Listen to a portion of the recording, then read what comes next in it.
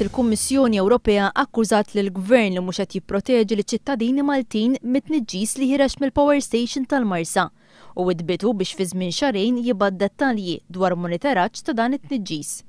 Jekk ma jagħmilx dan, il-Gvern se jitressa quddiem il-Qorti Ewropea tal-Ġustizzja u dan jista' jġib miegħu impożizzjoni ta' multi. Mawa News, it-tabib, ambjentalista u espert f'enerġija alternattiva George De Bono jinterpreta b'dan il-mod it-twissija tal-Kummissjoni Ewropea.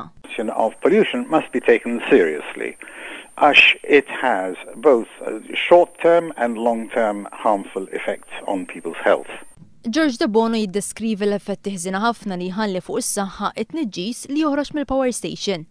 You are inhaling particulates. U dan jista' jirriżult jew years later, 10 to 20 years later, with an increased prevalence of cancer of the lung. U bħalma qed naraw hawn Malta illi għandna l-iktar rata għolja tal-ażma fid-dinja.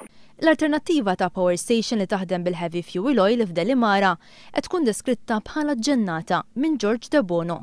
Sibt id-deċiżjoni biex jagħmlu dan il-heavy fuel oil generator kienet miġnuna tifhem għal kollox u ma nafx kif sar bidlu il-kondizzjonijiet, jiġifieri bl-Ingliż they move the goalposts biex jidaħħlu dan il-proġett tifhem minflok wieħed iktar nadif.